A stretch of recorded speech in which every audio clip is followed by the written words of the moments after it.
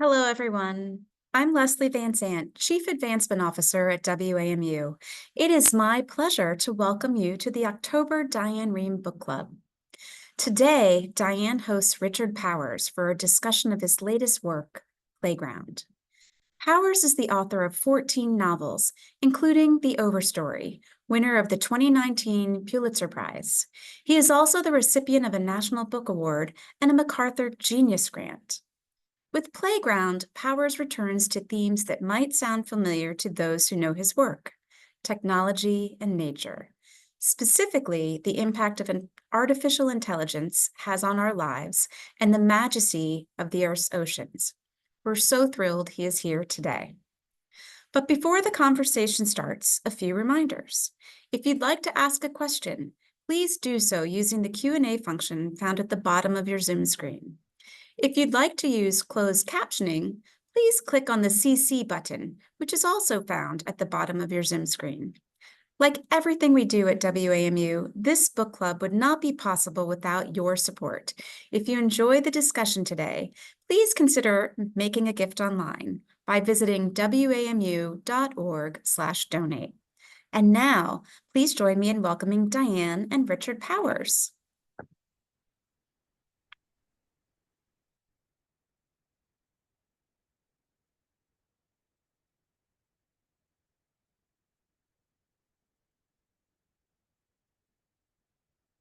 There we go. Hello, Richard. I'm so glad to see you. Hello, Diane. It's marvelous to be here. Well, it's a fantastic book, one that truly touched my heart in so many ways. But I have so many questions for you. First, tell me, even though many of our listeners and viewers, I'm sure, have already read the book, tell us about the three threads that make up this beautiful book. Well, first of all, thanks for those encouraging words. That mean a lot to me. The three frames for the book at first seem very different, and part of the suspense of the book is figuring out what they all have to do with each other. At the heart is a push-pull friendship between Todd Keene, affluent white North Sider from the city of Chicago, and Rafi Young, a South Side Black underclass who ends up going to the same elite high school as Todd, and the two bond and have a very long but tempestuous friendship. In another frame, there is the French-Canadian diver Eveline Beaulieu, who is one of the very first human beings on Earth to use the newly invented aqualung just after the Second World War, and who lives a long and eventful life exploring the oceans. And the third frame, the political foreground frame of the book, is the tiny island of Makatea in French Polynesia that had been the site for an extraction industry for many years in the early 20th century, mining phosphate rock to use as fertilizer to feed the rest of the world. This island is now presented, its 80 some inhabitants are presented with the choice of whether or not they want to become the site for a new industrial adventure called seasteading, the creation of floating cities, modular cities that will float out beyond national waters and set up new ways of existing on the surface of the ocean. So it's those three frames that the reader's introduced to at the beginning of the book in a kind of rapid kaleidoscopic cavalcade. And the course of the book consists of them weaving together in sometimes foreseeable and sometimes surprising ways. I would say that the fourth character is the ocean itself. Tell me how you became so interested in and knowledgeable about the ocean? Well, I don't know how knowledgeable I am. There's a lot to know. But the book, in many ways, started 57 years ago when my obsession with the ocean started. My older sister, Peg, gave me a book about coral reefs for my 10th birthday. And we were living on the north side of Chicago at the time. And I was a pretty omnivorously curious little kid who, you know, from month to month became fascinated with some other natural science. And this little book put me uh, into an absolute extended obsession with the ocean, and in particular with reefs. I remember, sitting in my bedroom in our house in Chicago, just looking out on block after block of these brick bungalow suburban homes, and then looking down at this book and seeing these phantasmagorical, psychedelic, surreal creatures, and just thinking the Earth is two different planets, the one that I live on and this other one, and how can I possibly get to this other one, because that's where I want to be. And by total coincidence, my father, who was a school principal on the north side of Chicago, took a job the next year with International School Bangkok, moved his family of 7 around the world. And by my 11th birthday, I was snorkeling in the South China Sea in these reefs that I knew so well from this picture book. And from about the age of 11 to about the age of 16, when my family moved back to the States, I was really convinced that I was going to be a marine biologist when I grew up. I was absolutely certain that that was my vocation. And I guess I got sidetracked. But here I am in my 60s, returning to that obsession. And it was an absolute joy to spend several years researching, remembering the ocean that I swam in, and also, more sadly, coming to understand how much has happened to the ocean in that half century since. Your sister, who gave you the book, has since died, Mm-hmm. And and it was you dedicated this book to her. Yeah, that's right. It was her death that triggered that memory, and that made me go back and remember that book and remember my childhood obsession with the ocean. And I guess it was also remembering Peg's temperament, which was so playful, that got me thinking about play as a vital feature, not just of human life, but of much of the world beyond the human. And of course, we sort of think of ourselves, human beings, as the masters of the universe, when in fact, as you point out, the oceans are far more broad, wide, and deep than the earth itself. Yeah, there's a scene early on in the book, in the Eveline Beaulieu frame, the French Canadian diver. She's had to kind of fight her way forward in a very male-dominated world, the world of oceanography.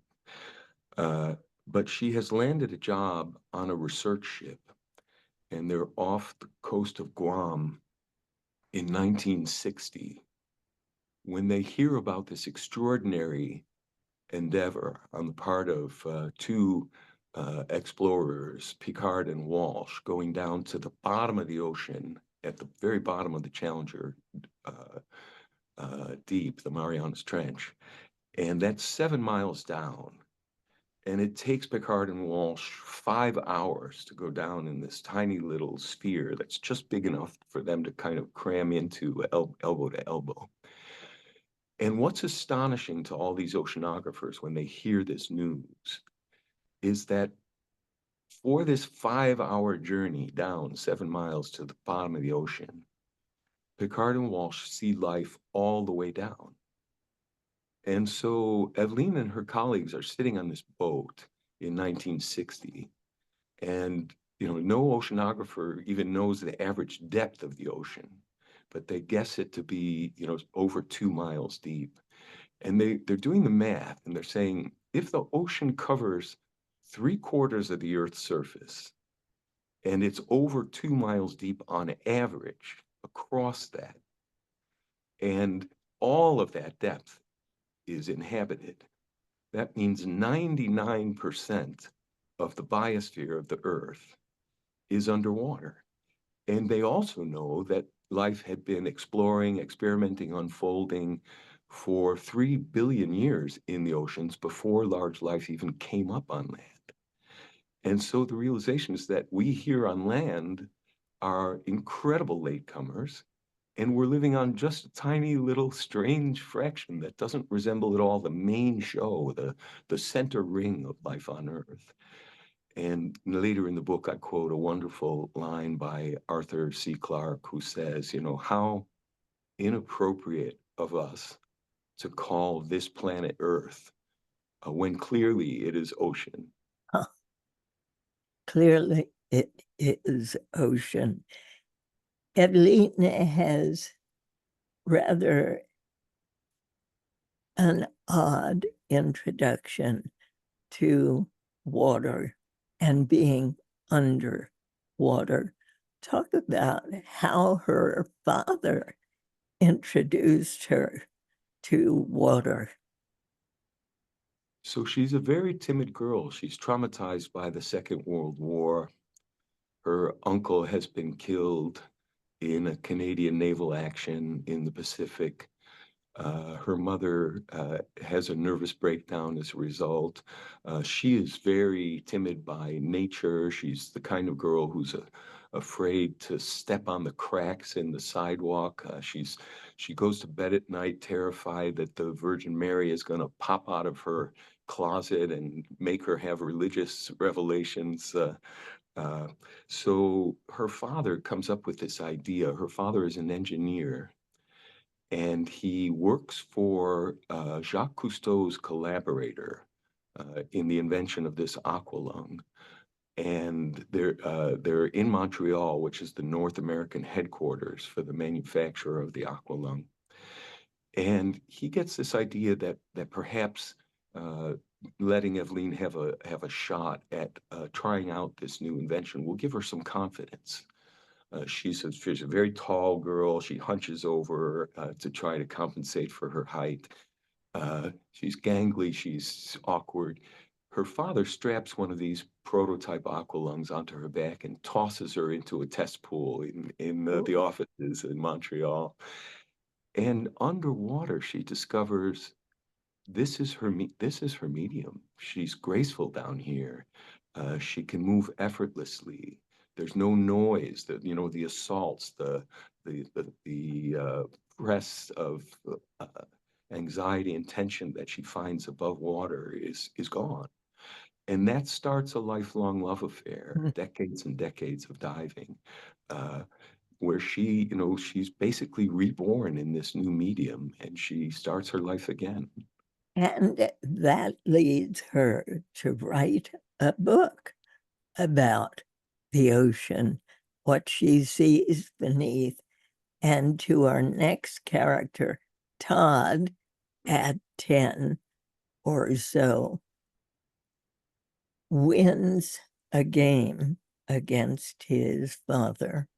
And his father promises he can choose any book in a huge bookstore in Chicago. And he chooses Evelyn's book. And he becomes fascinated, as did you, with the ocean. But this young man also becomes fascinated with numbers, with games, with what leads to an industry. And he heads that industry, developing artificial intelligence, and makes millions of dollars Meanwhile, his dear friend, Rafi, who is the young Black man you talk about, he too is a genius. They're both geniuses, in my mind, at least. How did you see Rafi? Well, Rafi, and those readers in the club who have read the book will have noticed that there are actually two dedications. One is to my sister Peg, who gave me this book on corals and started this whole journey so long ago. And the other is to a dear friend of mine uh, who is still a friend, despite the fact that I interviewed him for dozens and dozens of hours about his childhood history and upbringing, and whose life he so generously allowed me to use and to alter and to enhance fictionally. But Rafi is based on a close, lifelong friend of mine. Um, but he and Todd recognize a lot of things in each other, despite how different their backgrounds are and how very different their socioeconomic positions are. They both have domineering fathers who drive them in certain ways to become more than they are. They both have terribly dysfunctional families, and they're both trying to flee the things that their parents do to each other. They, as you point out, they're both brainy kids, and they both recognize that braininess sets them apart. It ostracizes them. It makes them outsiders in this school, uh, and they both kind of relish that outsider status, and they bond over that. But mostly they bond over a kind of male competition. It's very tough for teenage boys to be close with each other without something else to be close about or over. And in this case, it's games. First chess, and then later Go. And the friendship really consists of each of these boys trying to beat the other one at these games that they start to, place their self-interest in. And hovering over the board and struggling with these games allows them a place to talk and to be with each other and to trade the kinds of philosophies that young boys uh, will develop and will have.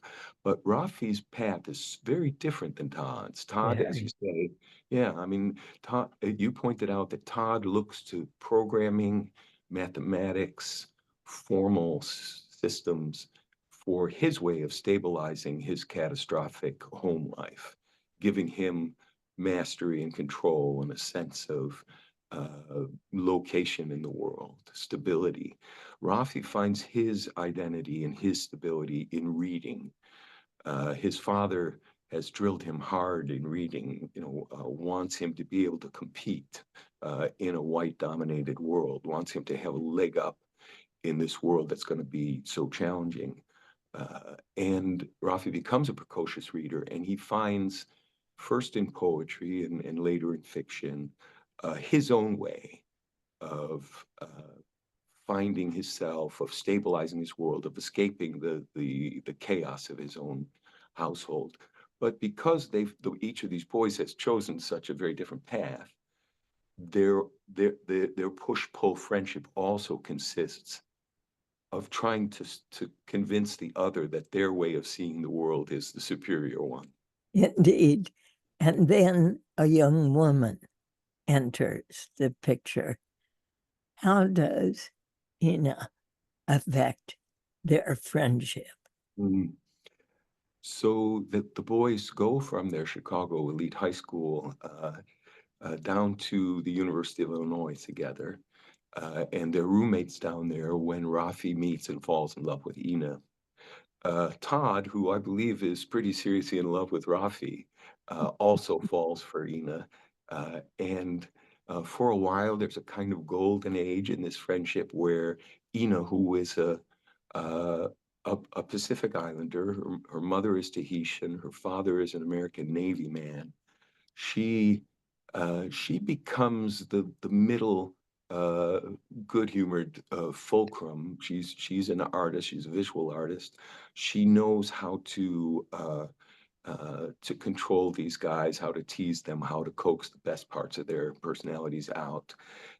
And for a while, there's this moment where they're just a happy threesome, and they each uh, revel in their differences with each other and their abilities to help each other into new relationships with the outside world. But of course, three is an unstable number, as many, many stories have told us over the years. And it is in part because of Rafi's growing dependency on Ina and Todd's increasing sense that he is the third wheel, that he is the outsider, that this friendship runs aground, and all three of them are scattered. You know, we've talked a great deal about the characters in this book, the human characters, but your books seem to be taking us in another direction, focusing more on the non-human aspects of life. Tell us why you are thinking that way and why that should be so important to all of us.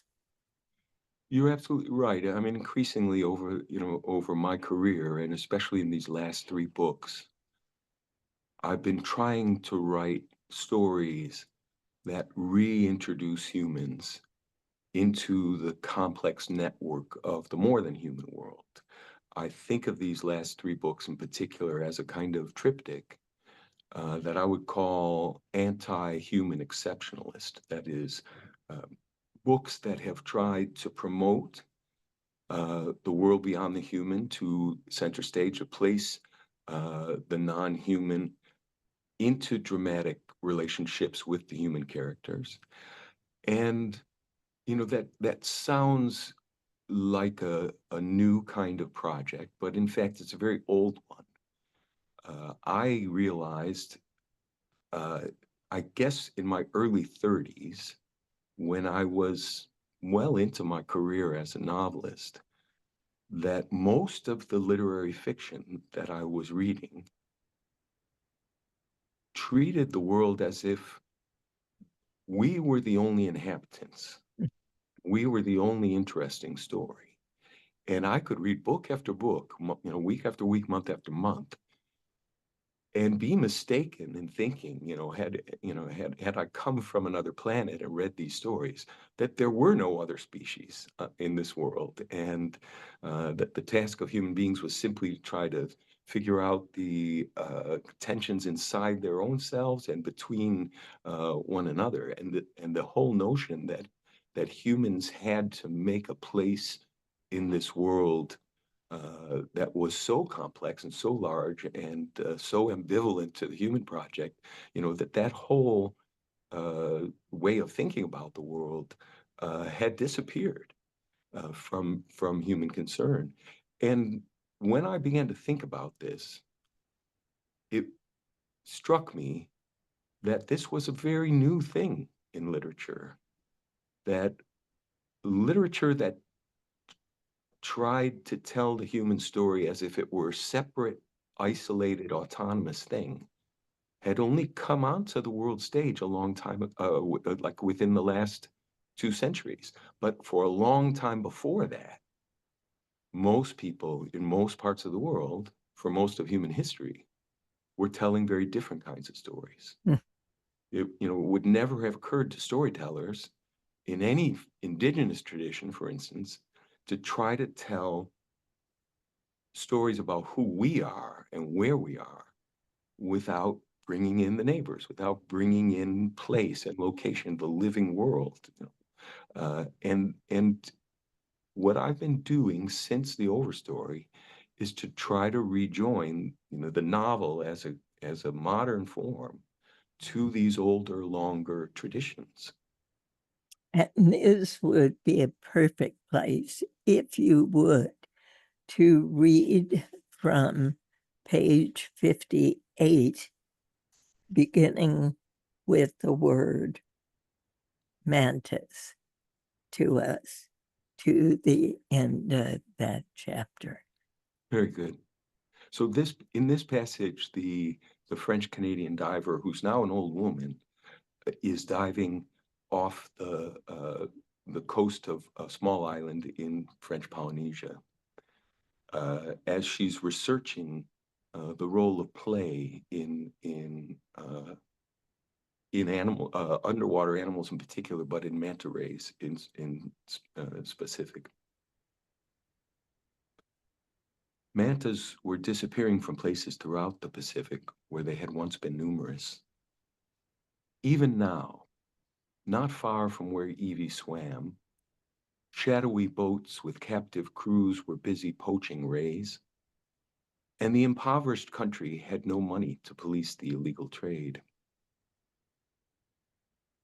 So stunning was the loner's silhouette as he passed overhead that Eveline gasped into her air hose. Her gasp turned into bubbles that rose through the water and tickled the manta's underside. The bubbles trickled upward into his gill slits. The loner proceeded to cough the air through his bronchial filaments and out of his own mouth. The burst of bubbles dislodged all kinds of stuck particles, sending the cleaners into an orgy of feeding. The 1.5 tons of cartilaginous fish circled back and slowed just inches above Eveline's head. Startled, she blew another burst of bubbles.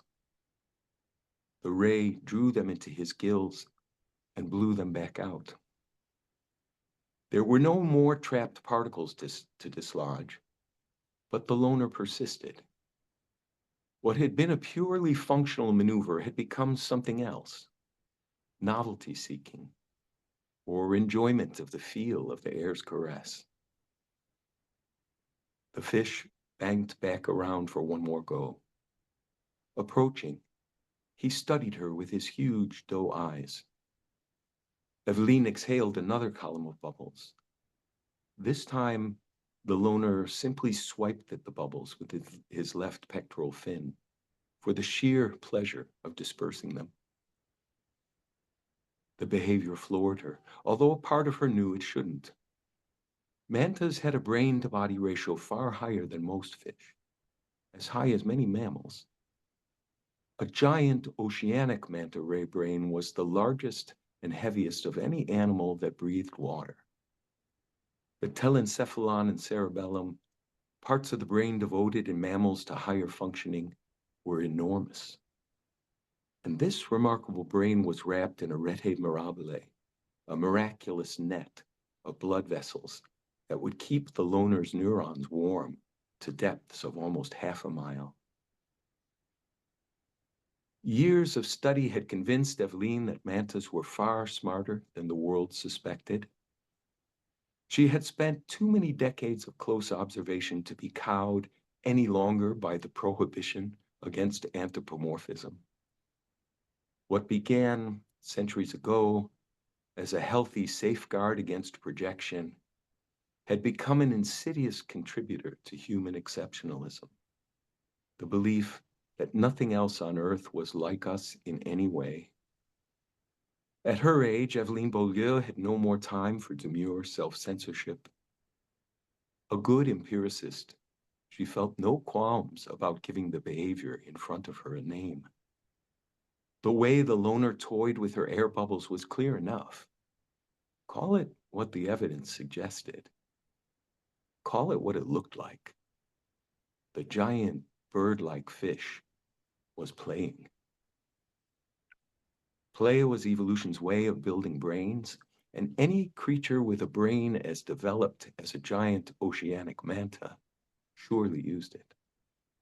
If you want to make something smarter, teach it to play. No one denied the play of mammals. She had played keep away with dolphins off the Caymans.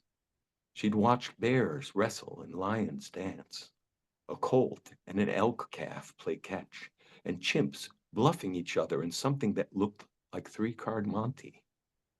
For years, the family dog had bowed to her, begging her for a romp. But even fish played. She needed to tell the world this before she died. Captive cichlids played hockey with pebbles in their tanks. Bettas enjoyed tag. She'd seen cuckoo wrasses chase laser pointers around long after the sport offered nothing but exhaustion. And now, a manta with no more need of her air was coming back for more. And above Eveline, the loner climbed so steeply that the flat disk of his body curled over in a full backflip. The flip allowed the Titan to see behind and above him, but surely the acrobatics were also fun. The great beast slipped from the loop into a barrel roll that brought him back around and pointed him at Eveline. Ready or not, here I come. Eveline steadied herself as if for a pick and roll, and as the fish passed by once more above her, she spoke into her mouthpiece. Your move. The loner caught the bubbles of her words under one fin and held them there for as long as he could. Eveline could almost hear the creature echo the giggle that tore out of her. Nothing in life matched a game of catch between cousins whose last common ancestor had lived 440 million years ago.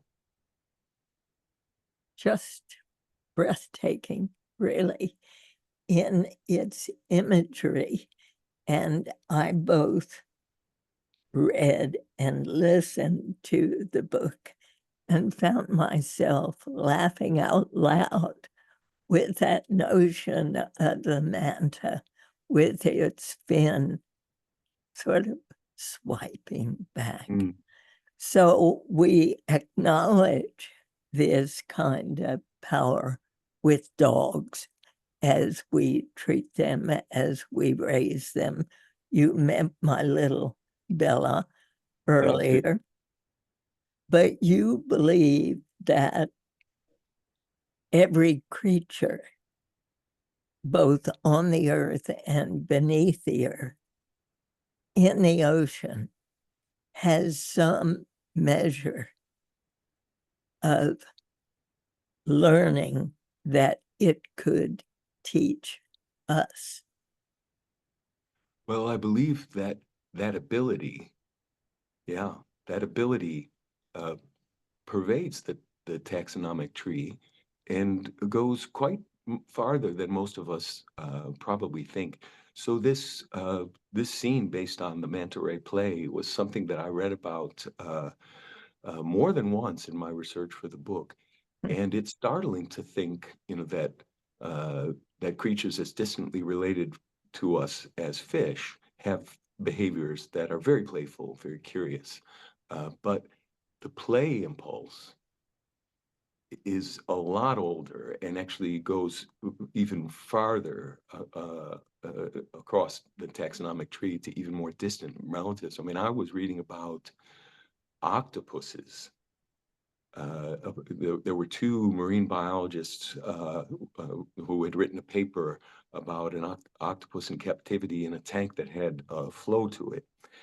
And there was a little pill bottle that they weighted down and it would sink into the water column and just float in the water. And the octopus would take this pill bottle in its arms. And, they have these siphons that allow them to shoot jets of water. Yes.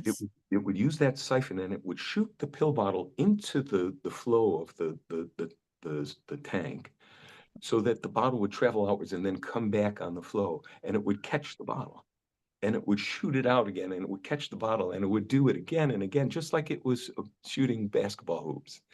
And this is an invertebrate. I mean, our last common ancestor with octopus is a lot older than our last common ancestor with manta rays. So to find this impulse throughout, the large animal kingdom, and to see how fundamental it is as a way of exploring the world and building up capacity to respond to change. That's very much at the heart of this book. Just how the play impulse in humans and throughout the living world is so fundamental. Now, take us to the island of Makatea, where Americans are choosing to construct, as you referred to earlier, these seasteads off the island where people in a crowded world would begin to establish residence. And they would not be under any federal jurisdiction because they would be in the ocean water. I've heard so many people think about islands in the sky, creating homesteading, perhaps on Mars, perhaps on the moon. But this was the first time I learned that there is this investigation of possibility is actually going on now. Yeah. And Makatea had previously been occupied by thousands of human beings, but was literally destroyed by the discovery of fertilizer, which people from all over the world came to mine and take, and in the process destroy the health of Makatea. And these 82 people who remain are trying to rebuild it as we learn that Americans want to come and, in fact, use it again. And that goes back to our friend Todd. Yeah. It's interesting. My own discovery of Makatea happened years ago when I read about these Pacific phosphate islands. Nauru is probably the most famous of the group, and how they were literally consumed and exported to various nations around the world to use as fertilizer, and how devastating that was, in particular for the people of Polynesia. The Polynesians have a very tight relationship to land, to where they were born. It's almost like the sense of a permanent umbilical cord connecting you to your place of birth. There's this word whenua. It means land, but it also has this much broader sense of, spirit, extension of self. And I always thought, I discovered, first heard about these islands decades ago, and I thought that would make a really compelling story to talk about that colonial relationship and the attempts to withstand it and survive it. And it wasn't until just a few years ago when I read about this seasteading and how California tech titans, especially the strong libertarians, came up with this idea for escaping regulation out on the open high seas, that I came back to the Pacific Islands because, as it turns out, a real world consortium of silicon tech giants, headed up by the venture capitalist Peter Thiel, who was one of the very first venture capitalists to back Facebook. I think he also was a co-founder of PayPal. They actually got together and signed a letter of agreement with the government of French Polynesia to explore the possibility of seasteading. And there I was back at Makatea, and I thought, my goodness, here we are. History is circling back on itself. And I thought, now this political novel could be truly excruciating, Mhm. because the people on this devastated island who saw what the first round, who lived through what the first round of colonialism did to their island, are now facing this, you know, terribly difficult decision about the prospect of making their island the center of manufacture for these modules. And, I thought, take this seriously. A certain number of people on this island are going to say, this is our salvation. We can build a hospital. We can build a decent school. Our children will no longer have to leave this island. We can have a stable, sustainable existence on this place, that we call home, rather than just, have to watch the few remaining of us disappear into subsistence existence. On the other hand, there have to be people on this island saying, isn't it enough? Didn't we, pay, last time much more dearly than anyone could ask? Isn't there some way of just letting this island heal itself and living with it in a constant way without going through round two of colonialism? And so Todd, of course, who has made a fortune creating Billions. yeah, Billions. creating one of the very first social media sites on the infant internet, falls under the spell of someone very much like Peter Thiel, and becomes fascinated with this idea. This might be the next step for humankind. And of course, it's that 10-year-old who was so fascinated with the ocean that is reawakened by this, but it's been reawakened in a way so very different. And the realization that he may have ended up at the end of his life on the wrong side of this argument is also part of his awakening. The residents on the island, the 82, must vote. And they go through the debate you just outlined. And I felt so sorry for the poor mayor, whose predecessor, a man of wisdom and experience, had died. He had no one to turn to for advice, even the woman who was his wife and another woman with whom he had an endearing relationship. But the people become divided because they are thinking about the wealth that could come to their island. And then we are introduced to an artificial intelligence machine, if you will, that answers any and all questions that the residents of the island may have. And they're dazzled. They're absolutely dazzled.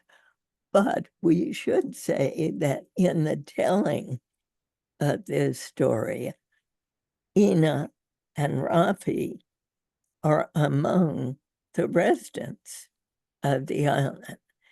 And Rafi is extraordinarily unhappy. Mm. And their two children, whom they've adopted, are allowed to vote as well. That artificial intelligence mechanism, if I can call it that, is really not only knowledgeable, but flirtatious and somehow sucking people into the idea of how beautiful things could be. Mm. Is that how you see artificial intelligence growing within us and upon us? So it pays to point out that if you work the timeline of the book, that the present frame of the book is actually unfolding in 2027, so three years from now. So everything that's happening right now to us, to those of us who are paying attention, is moved down the road 3 more years Right. into the near future. And the responses of the people on the island, which are varied, I want it to be a kind of microcosm of where we find ourselves right now. There's amazement, there's fascination, there's excitement, there's also horror and rejection and despair. That all of these reactions to this next class of creatures that are coming into the world are the reactions that we are having now when we're looking at these uncanny creations that have sprung into being along this kind of exponential curve, and just wondering about the nature of the human, the nature of what makes us distinct and special, and seeing all those questions being thrown up for grabs again, as we are suddenly confronted with our creations for which we do not yet have a category. We're bringing into the world entities that have no antecedent. But you wrote about AI more than 30 years ago. Mhm. So, to what extent has your sense, your understanding, your beliefs, your thoughts about AI changed since then to now? Yeah, my book, Galatea 2.2, which it will be 30 years old next year, was a description of what ended up being essentially a large language model, a machine trained on books, on texts, that becomes capable of talking about them in a fluent human way. When I was writing that book, I was just having fun. I was just playing with this idea. You were playing. Yeah, that was being bandied about at the time. And I thought, how far-fetched these predictions. I'm going to take an ancient Greek myth and I'm going to dress it up for the 1990s and make it, to collide technology with ancient story types, and see what I come up with. And to me, it was a fable. And here we are, three decades later, and it turns out to have been a prediction. Um, the question is to how I feel now about these rapidly evolving entities. I mean, I read a great deal of it for this book, but I also read way beyond what I needed for the book, just for my own sense of personal preparation, having this feeling that there's this tsunami that's breaking over our heads and we're not ready for it. And it's happening at a breathtaking rate. I mean, you know what an exponential curve looks like. It eventually starts going straight up. And I believe that we're entering that period of change where the affordances of these new technologies and the speed at which they're going to be developed will leave us all unprepared. So my first reaction is alarm. I don't know how we as a society can educate ourselves and prepare ourselves rapidly enough to anticipate and to control and to direct the changes that these things are going to unleash. And part of that is when you look at the people, the experts, the people who are in the front line of preparing and creating the next generation of these frontier models of AI, those people themselves when asked to predict what the effects of their handiwork will be, range across a very large spectrum. You can find doomers. I mean, Geoffrey Hinton, the person who won the Nobel Prize for being one of the fathers of deep learning, is now on a crusade to warn us about the existential threats of AI. And then you can find people in this group all the way on the other end of the spectrum, the Sam Altmans of this world, who are saying, this is going to cure every disease and make everyone rich, and we're all the boats are going to go up, and we're going to enter into a new golden age. If the actual practitioners, those people in a position to know, are so widely divided on the possible consequences, how can we, the general public, know how to form a decision about these things? And I think my feeling is we need more stories to bring into the public awareness what's happening, and to make individual people more prepared and more interested in facing this thing head on. Because if we go into it with only fear, if we try to ostrich this thing and say, I want it all to go away, please stop, and I'm going to look the other way, then those people who know how to exploit it are going to have an unchecked say in how it influences the world. We have to somehow put aside our aversions and our terrors and our fears and go squarely, look squarely at this and go into this with a full sense of what we want from these things, and how to build a society and institutions that can ask that question first. See, right now we're asking the question, what can we make? Yes, Instead of the question of what do we want to make? indeed. Here's a question from Tracy.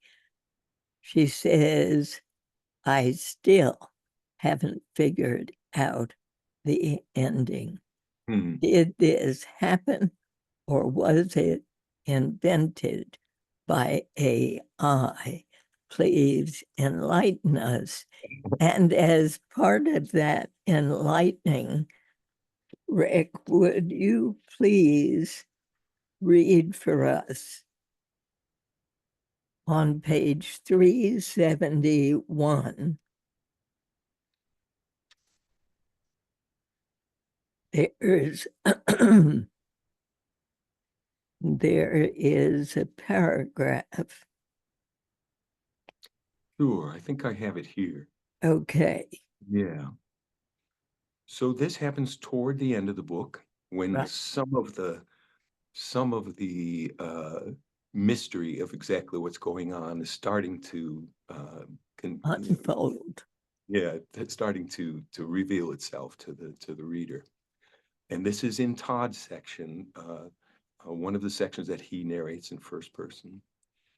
And at this point, I think we've realized who Todd has been talking to all this time, and what it is that he's asking this person he's been addressing, the entity that he's been addressing, what it is that he's asking it to do. And in the opening is a reference to the Go game, that the ancient game of Go, the world's oldest continuously played board game, that he and Rafi spent so much of their time trying to master. Put a pebble on the board, then another. Watch the unfolding. I threw myself into Playground. It became my life. Every success was vindication and revenge. My virtual country evolved. Its code grew smarter. My employees became expert at creating a home more exciting than the one where most people lived. My algorithms learned to read and understand our users, and the hundreds of millions of dollars that my venture made, I plowed back into further recreations until here you are, the child of my games, able to absorb and play with and regenerate and realize all stories. And here we are, you and I, poised together on the threshold of raising all the dead. And who is you? So I think was the questioner's name Becky? Did I remember that right? The woman whose question you just read out Yes, loud? Yeah. yes. So I think as with Becky, who kind of answers her own question by the end, I think a lot of the folks who have talked to me about how to read the ending of the book have already gone a great ways down the road to figuring out what it is that's going on. There is a mystery. Uh, and I think authors can get into a lot of trouble by too cleanly or completely trying to explain that mystery. Uh, the any good book has some collaboration going on between the readers and the writers, and some open-endedness is required. If I could give you in a nutshell everything that ending means, I probably, would have done that instead of writing the entire book. But by then, by this moment, we realize that the you is this 2027 large language model that Todd and his cohort have been creating. And it is capable of accepting everything that Todd wants to tell it about his history, the history of his friend. It is capable of reading every book that human beings have ever written. It has read everything there is about Makatea. It knows, all of the large stories and the personal stories that Todd has shared with it. And Todd is asking something from it. By this point, the reader has realized that many of the things that they've learned about what has actually happened in the world are not dovetailing with the story that they've just read. And here they see Todd asking this machine, can you raise my dead? Can you put a better ending on things? Now, what that means and what readers care to do with that as they think about the book that they've actually been reading, this lonely old man who's wrecked his life asking for another shot, that's up to the individual reader to determine and to trace those meanings outward. And I'll tell you this, it's been months and months since I turned in my last draft of this novel.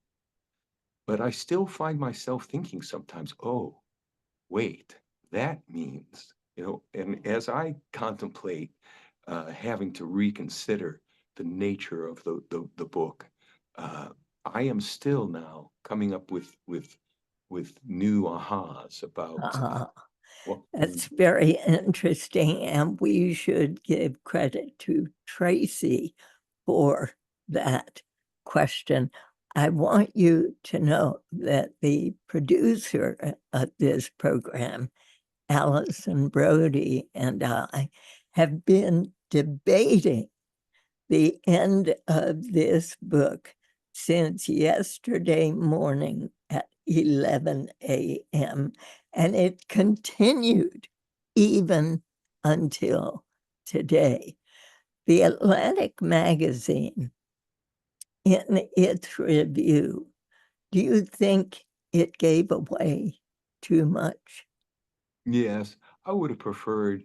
There have been 3 or 4 high-profile reviews that felt the need to spoil some of the reader's discoveries. Yeah. I think it was in some part, the reviewers just wanted to be able to bring it on stage so they could talk more richly and more fully about the things that happen in the book.